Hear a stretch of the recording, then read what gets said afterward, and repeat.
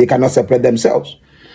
Do you know that the Ewe's migrated from Yoruba land, the Ile-Ifes?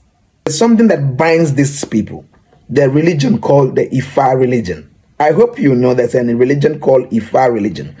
And if you notice that this set of people are highly spiritual, the Yorubas of Nigeria are highly spiritual people. The Beninois are highly spiritual people. Togo, the Togolese are highly spiritual. The Volta region of Nigeria, the Ewe's, they are highly spiritual. These people apparently are from one stock.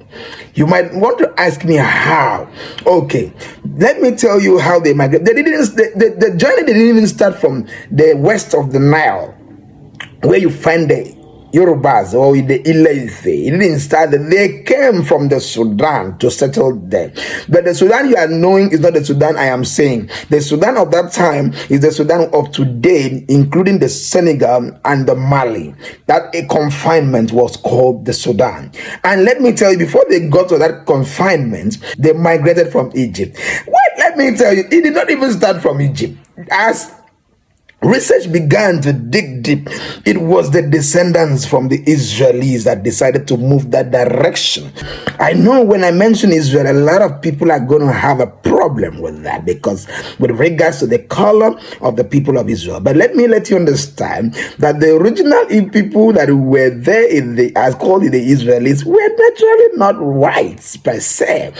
Dominantly, they were blacks. That's why one time the president of Egypt once said that he does not respect the current day Israel, because the Israel that he knew were blacks. But after the World War, the return of this Israel, they became white. He doesn't understand. That's why he doesn't respect them. So have it at the back of your mind that blacks, with your brothers, were the ones that were in Israel. Research began to dig deep. It was the descendants from the Israelis that decided to move that direction towards the Egypt, towards the Sudan, gets to the Ile-Ife, where they started worshiping the Ifa, or the religion of Ifa began. So this spirituality had been with them. So wherever they migrated to, they moved with their religion. You see, that is why you see that the Ifa is practiced in Ewe land, it's practiced in Togo, it's practiced in Benin, it's practiced in Yoruba land. And it is stated that it was an integral part of Yoruba land, where verbal literature was being given to generation, from generation to generation, so that you know that it is spiritually rooted amongst the people.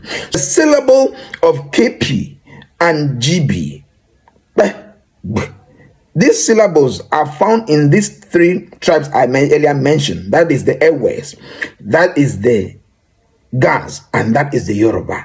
These three syllables are found in their vocabularies. They are found in their spoken words, the KP pronunciation and the GB pronunciation. So you could see that, you can actually see that these people are from one stock. Okay. Time will not permit me to give you details, because when they moved to Nochi, and the king that made them to move from Nochi, which is Togo, after the settlement in Togo from Yoruba land to Togo, where the Nochi, we find the Nochi people, and the king that made them, the wicked king, I don't want to mention the name for now because there's no time, that made them to move from there to Ghana, the present day Volta region.